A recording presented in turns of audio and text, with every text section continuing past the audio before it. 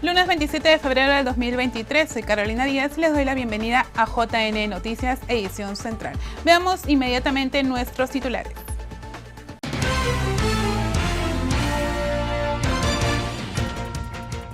Jurado Nacional de Elecciones registra 7 incidencias durante elecciones internas.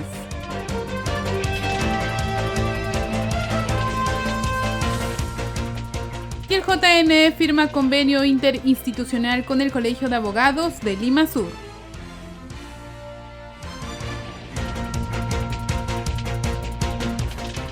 Y según encuesta del Instituto de Estudios Peruanos, un 88% de ciudadanos aún insisten en adelanto de elecciones.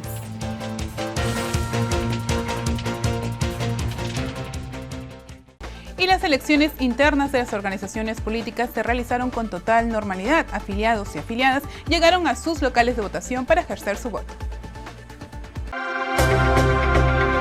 Las elecciones internas de las organizaciones políticas se realizaron con normalidad en los 11 distritos ubicados en 8 regiones. En la misma, el Jurado Nacional de Elecciones estuvo presente para garantizar el voto de los afiliados y afiliadas, supervisando la labor en todos los momentos de la jornada electoral. Las labores de fiscalización que se desarrollaron en la fecha es sobre el día de la votación, ¿correcto? Hemos fiscalizado los 3 momentos. Hasta ahora vamos por el primero de instalación, sufragio. Posteriormente a las 5 de la tarde se iniciará con lo que es el escrutinio. Es muy importante la fiscalización del Jurado Nacional de Elecciones, toda vez que permite fortalecer la democracia interna, que en este momento estamos verificando de que las organizaciones políticas convocan a elecciones como paso previo de democracia interna, para posteriormente tener ya sus candidatos y que estos candidatos puedan postular a las elecciones municipales 2023 convocadas para el 2 de julio de este año. Según el último reporte de la Central de Operaciones del Proceso Electoral, 65 mesas fueron instaladas, en las cuales todas publicaron su cartel de resultados, y hasta el cierre del reporte no se presentaron hechos de violencia. Un total de 21 organizaciones políticas eligieron a sus candidatos para las elecciones complementarias 2023. La jornada estuvo resguardada por personal de la PNP y Fuerzas Armadas en cada local de votación habilitado para esta primera fecha de elección interna. Cabe destacar que con la seguridad se buscó garantizar el libre ejercicio del derecho al sufragio y custodiar el material, documentos y demás elementos destinados a la realización del acto electoral. Por su parte, la OMPE publicó los primeros resultados de la votación, donde se verifica la participación, mesas instaladas y listas de candidatos más votados de cada organización política que convocó a elecciones internas. Y Huamantanga fue uno de los distritos donde se realizaron elecciones internas y un equipo del canal JNTV estuvo presente para cubrir todo lo acontecido en la jornada electoral. Huamantanga está ubicado a 3.392 metros sobre el nivel del mar y cuenta con una comunidad campesina de agricultores y ganaderos, entre ellos simpatizantes con organizaciones políticas que participaron en estos comicios internos y acudieron a votar. Para esta jornada electoral, desde muy tempranas horas se instaló la primera mesa en el colegio ubicado en Yanga, sobre las 7 de la mañana, de la agrupación FREPAP.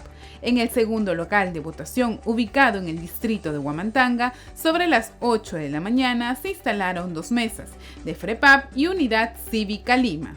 En el distrito de Huamantanga, en la provincia de Cante, en Lima, se realizan elecciones internas. En el colegio inicial 507, esta mañana van a llegar 4 agrupaciones para poder elegir a sus candidatos. Movimientos regionales, ¿cuáles son? Movimiento Regional Unidad Cívica Lima, Concertación para el Desarrollo Regional Lima y Frente Popular Fidel Perú. Van a escoger sus candidatos a través de la modalidad de delegados. Asimismo, Patria Joven escogerá a sus candidatos a través de la modalidad de afiliados.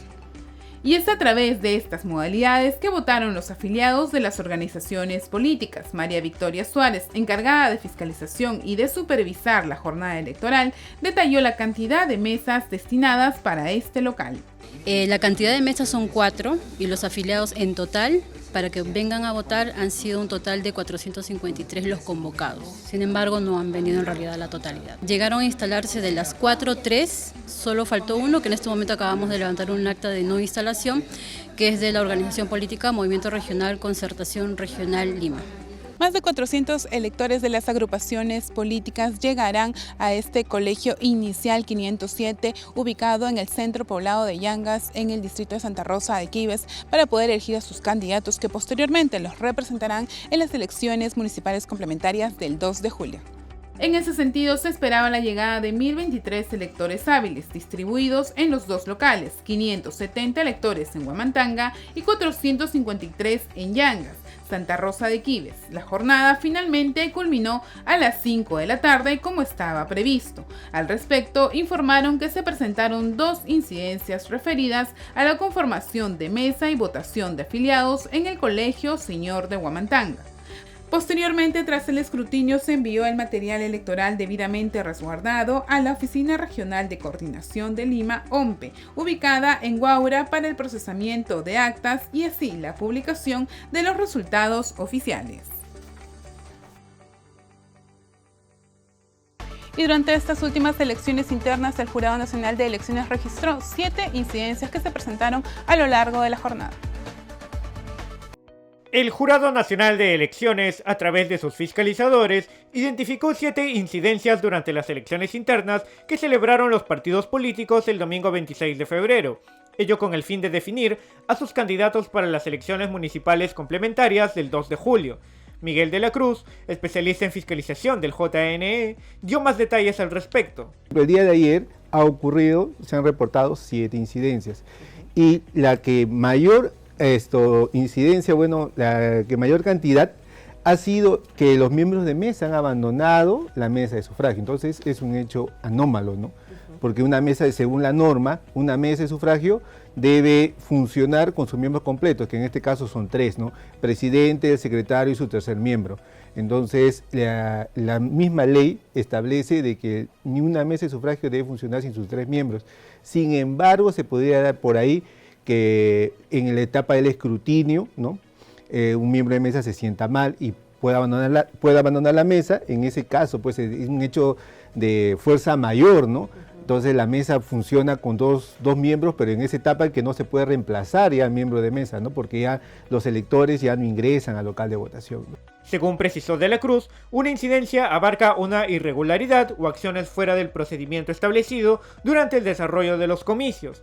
La Central de Operaciones de Procesos Electorales del Jurado Nacional de Elecciones, por su parte, amplió esta información sobre las 7 incidencias presentadas. Cabe precisar que de la Cruz detalló además para JNE Noticias las labores que realiza un fiscalizador durante la jornada electoral.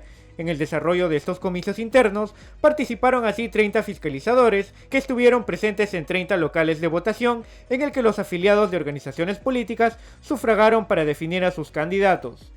En caso de elecciones internas, la labor de fiscalización empieza a partir del arribo de material a los locales de votación.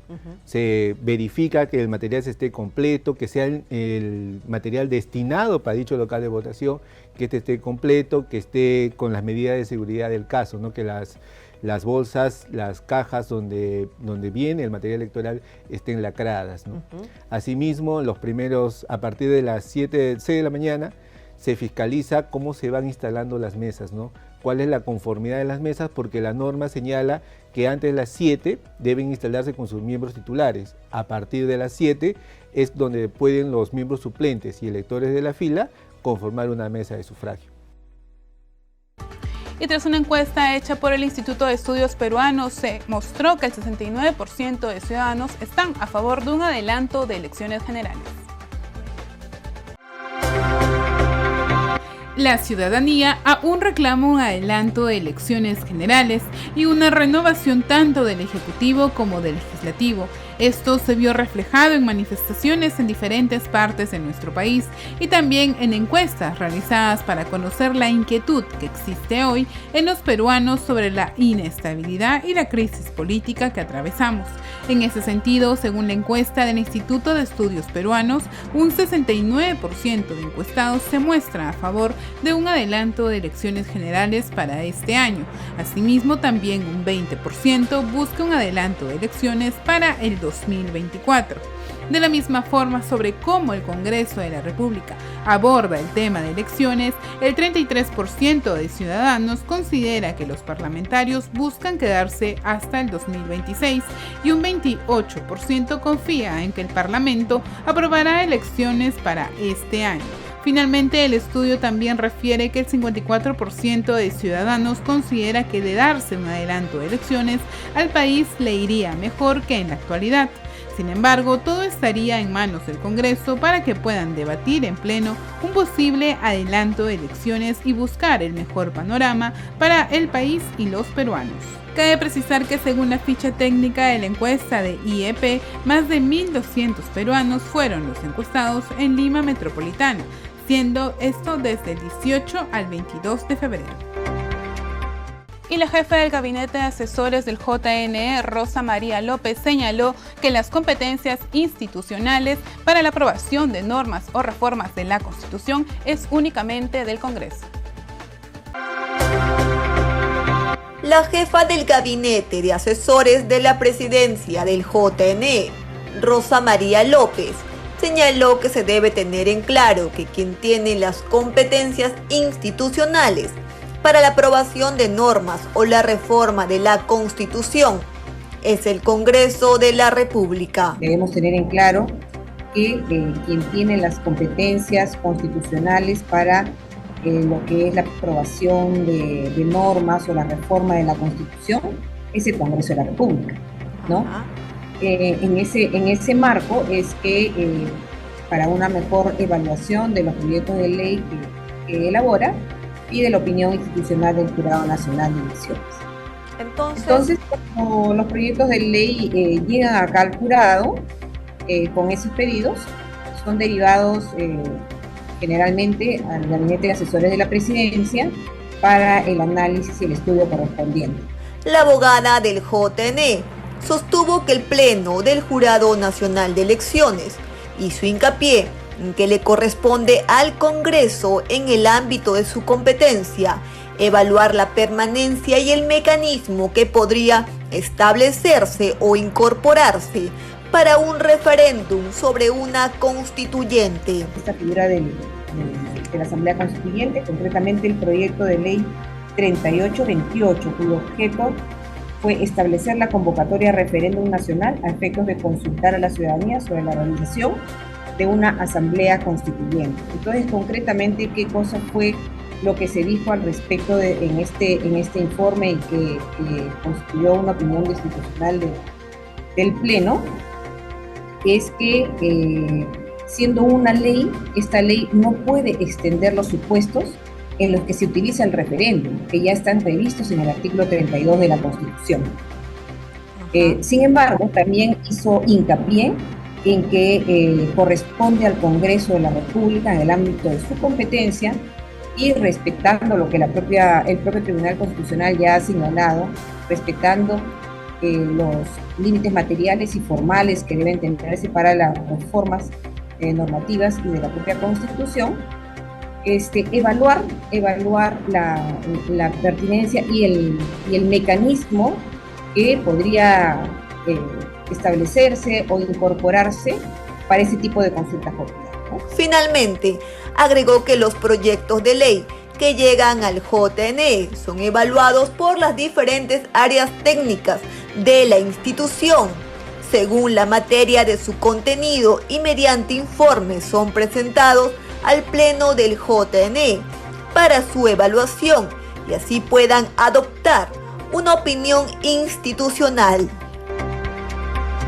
Y a raíz de la sentencia del Tribunal Constitucional que pide al Congreso de la República dar un control político a las cabezas del sistema electoral, entre ellos el JNE, OMPE y RENIEC, la abogada Beatriz Ramírez sostuvo que es peligroso dar al Congreso de la República demasiado poder sin ningún tipo de control. Veamos en la siguiente nota.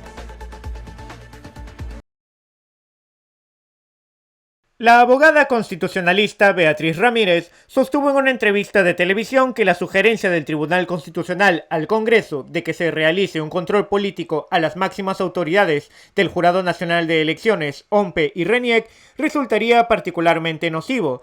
Ello porque implicaría ir contra la constitución política del Perú y tendría otras motivaciones subalternas como un cuestionamiento infundado contra el sistema electoral. Su decisión incluye pedirle al Congreso que se pueda hacer control político respecto del presidente o presidenta del Jurado Nacional de Elecciones, de quien sea jefe de la OMPE, que es quien hace los procesos electorales, y también de RENIEC, que es quien ve el padrón electoral. Y eso es particularmente nocivo porque eso no está en la Carta Constitucional. Se está pidiendo una reforma constitucional justo en un clima en el que un sector, me parece minoritario, argumenta, me parece también que sin pruebas suficientes, que ha habido una suerte de irregularidad en la elección anterior, en la que ganó el expresidente Castillo. Aunque haya hecho un gobierno que creo que a todas luces fue malo, el señor ganó. Y sin embargo, en base a eso, se está queriendo, digamos, forzar la situación para hacer un control político allí que puede prestarse más bien a vendetta, ¿no? Asimismo, la letrada sostuvo que la demanda competencial a favor del Congreso incluye sancionar a jueces que emitan sentencias en contra, por lo que ello afecta la institucionalidad y atribuye más poder al Parlamento. Sino que inclusive señala que los jueces y las juezas que así resolvieron tienen que ser un poco más que sancionados, o sus casos tienen que ser conocidos por la Junta Nacional de Justicia, que es el órgano que se encarga de ver los casos de jueces, juezas y fiscales en el Perú para sancionar.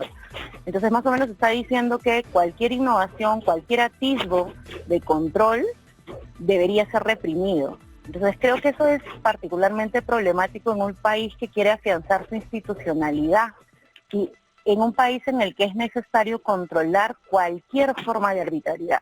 No le podemos permitir una arbitrariedad a nadie, ni a la presidencia de la República, por ejemplo, el presidente Castillo cuando quiso dar el golpe de Estado, pero tampoco se la puedes permitir a un Parlamento que en los últimos años ha ido acumulando normativamente mucho poder. Ningún ente público, ni en nuestra vida privada, nadie debería tener demasiado poder acumulado sin ningún tipo de control.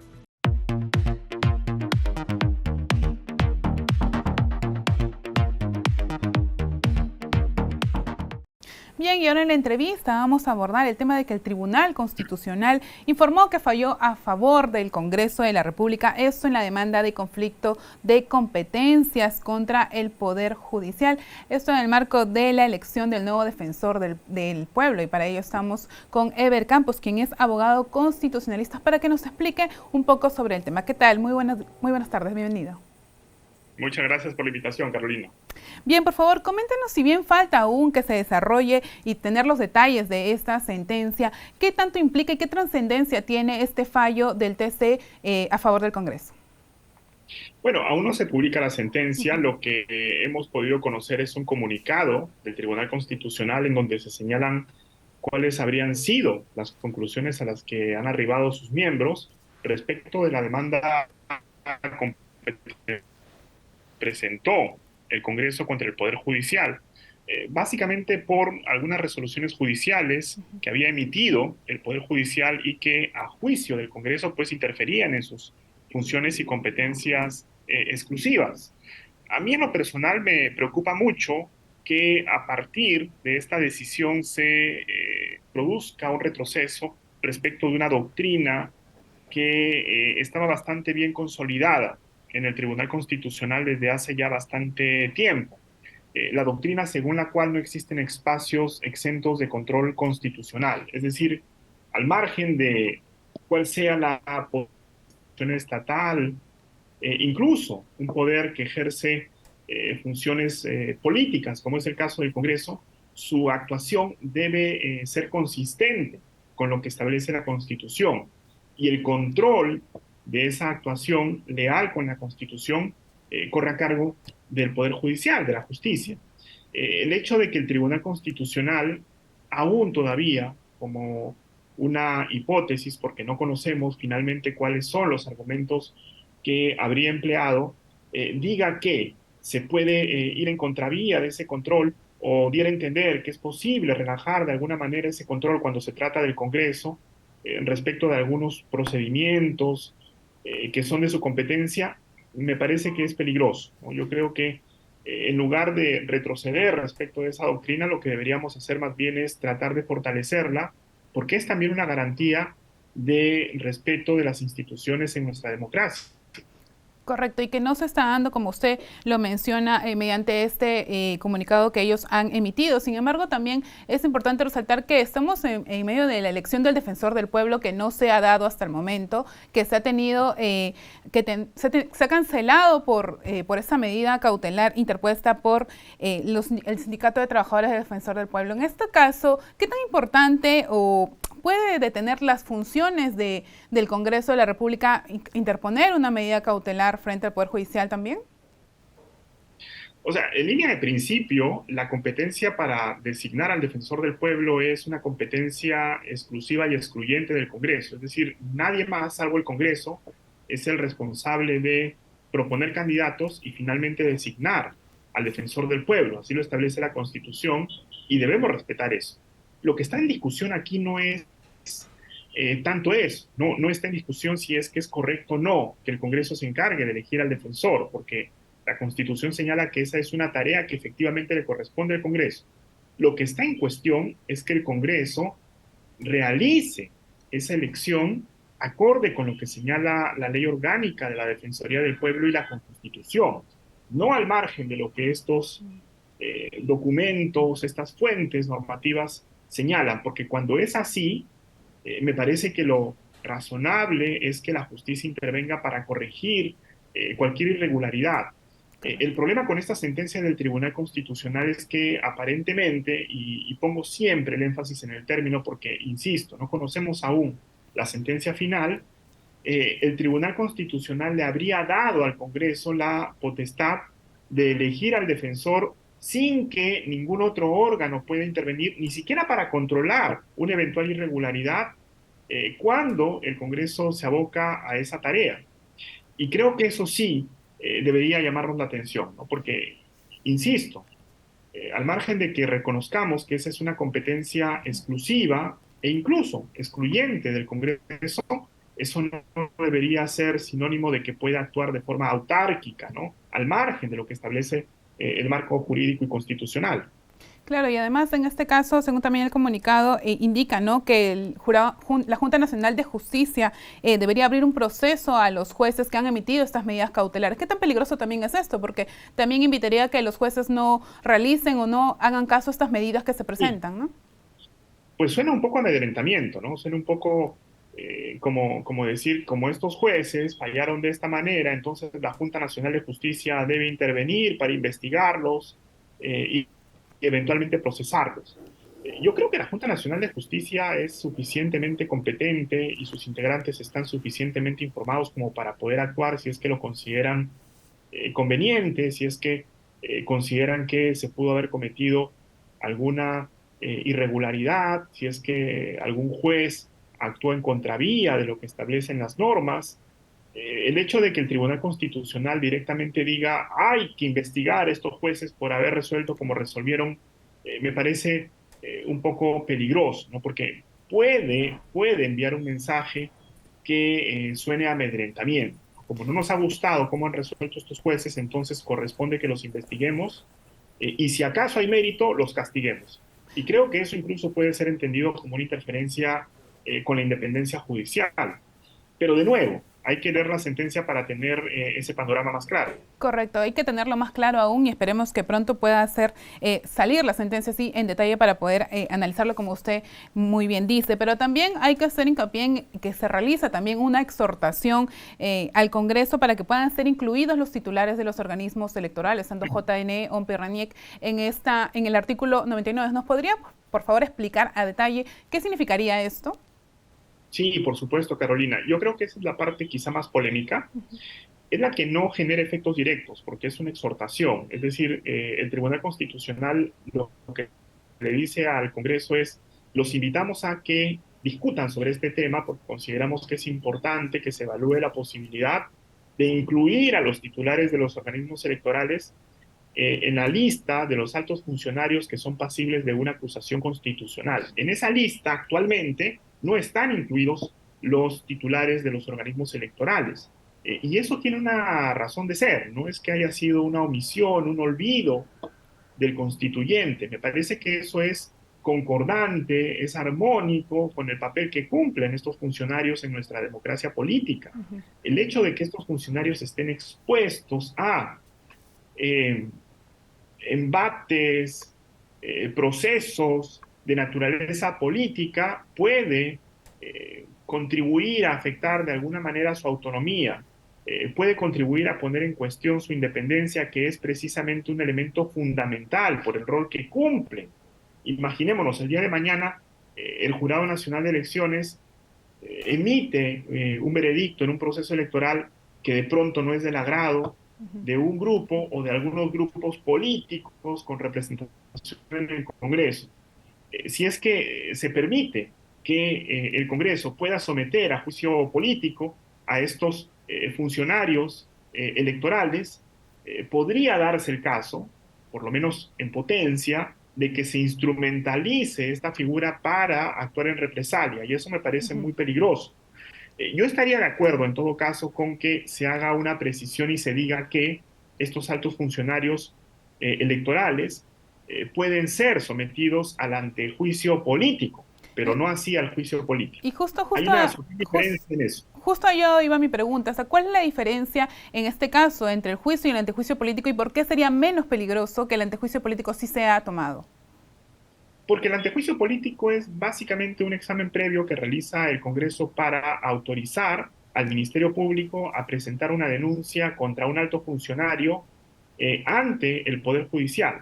Es decir, es como que alguien presenta una denuncia penal contra un alto funcionario por un presunto delito de función, y antes de que esa denuncia siga su trámite regular, el Congreso tiene que decir si autoriza o no esa investigación. El Congreso no se pronuncia sobre la culpabilidad o inocencia de ese funcionario, simplemente dice, sí, nos parece que hay elementos suficientes para que la justicia evalúe e investigue este caso. Distinto es el escenario del juicio político, porque en el juicio político la acusación constitucional sí puede dar paso a una sanción directa del Congreso con base en motivaciones de índole política. Es decir, el juicio político habilita al Congreso a sancionar con la suspensión, la destitución o la inhabilitación hasta por 10 años contra un funcionario por una infracción a la Constitución. Es decir, el margen que tiene el Parlamento para imponer sanciones políticas es bastante amplio. Se requiere, es verdad, un alto quórum. No es que eso se pueda hacer con una mayoría simple, pero digamos, es una herramienta que podría estar a disposición del Congreso, y que en un escenario, digamos, de polarización, en un escenario de inmadurez democrática, podría utilizarse de mala manera en contra de funcionarios que deberían estar al margen, me parece, de cualquier amenaza o cualquier intento que pueda poner en cuestión su independencia y su autonomía. Sin que eso signifique, porque es importante aclararlo también, Carolina, que estos funcionarios no van a rendir cuentas o no van a responder por sus actos en ningún contexto. Claro que lo pueden hacer, y claro que la justicia tiene la posibilidad, digamos, de investigar y de tomar decisiones si es que considera que han incurrido en actos indebidos. Pero esa es una cosa distinta a permitirle al Congreso a que pueda imponer sanciones con móviles políticos, que creo que los demócratas no deberíamos tolerar, ¿no? Precisamente por las implicancias que eso podría tener, y sobre todo por los antecedentes de nuestra, a veces, tan desordenada y divisiva vida política. Correcto, sí, como usted menciona, dependiendo de la sentencia que pueda salir de detalle, nosotros podemos decir qué tan peligroso podría ser incluirla, ¿no? Como lo ha mencionado, ponerlo en juicio político a los organismos electorales, que también basan su autonomía en la democracia para poder seguir llevando los procesos electorales de manera idónea. Muchas gracias por la entrevista, señora Eber Campos. Él es abogado constitucionalista que nos ha explicado un poco sobre este fallo del Tribunal Constitucional. Gracias, Carolina, por la invitación.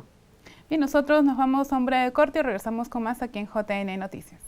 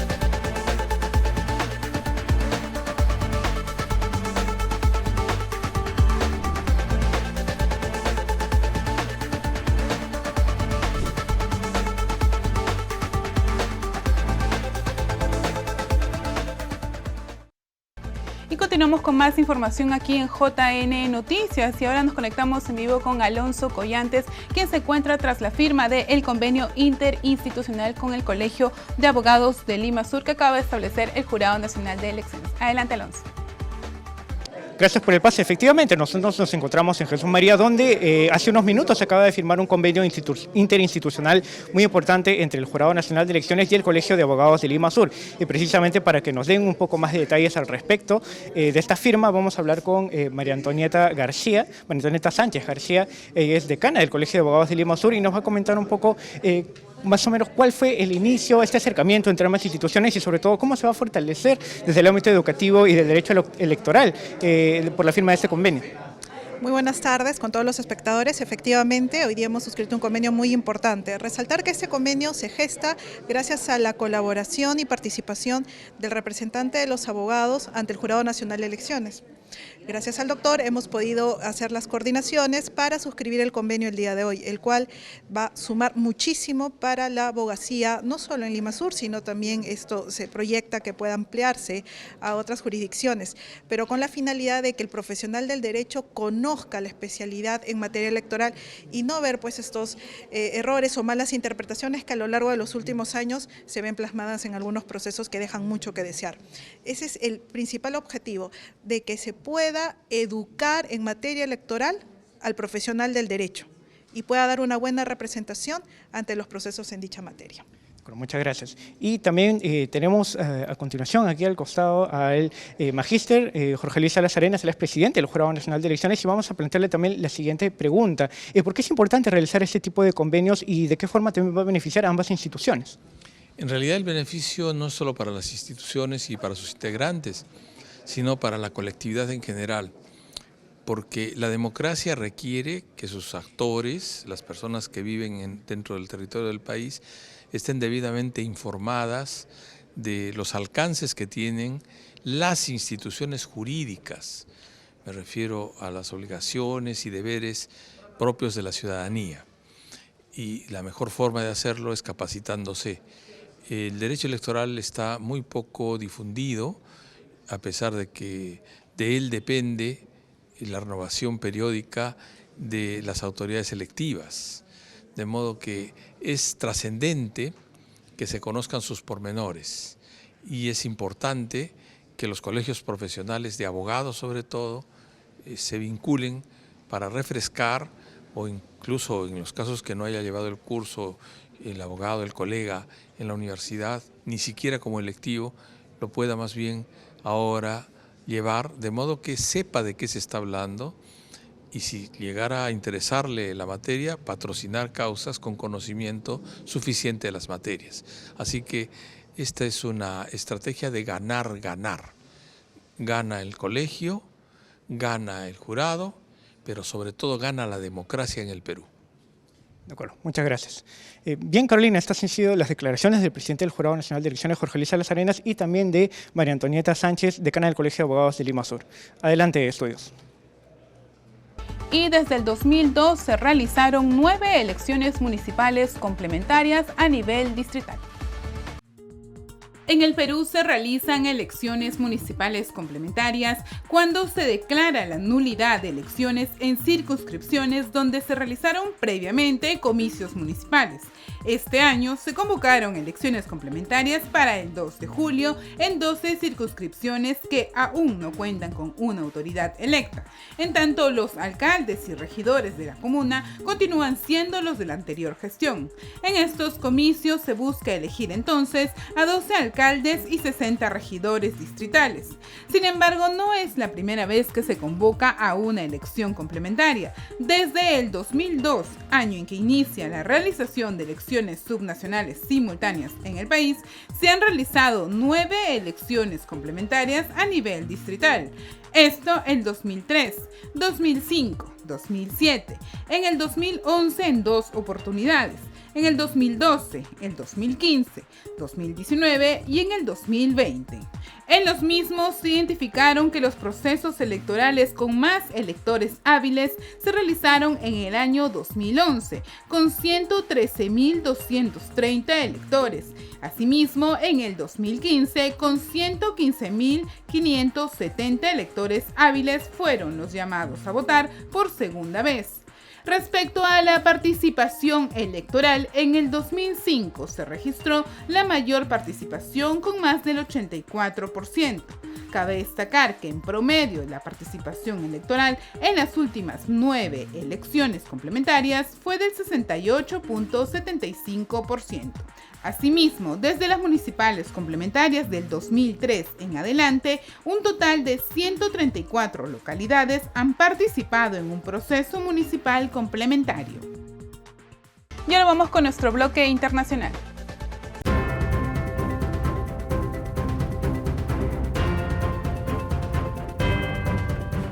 Y las elecciones para elegir un candidato opositor en Venezuela ya tienen una fecha y esta será el día 22 de octubre.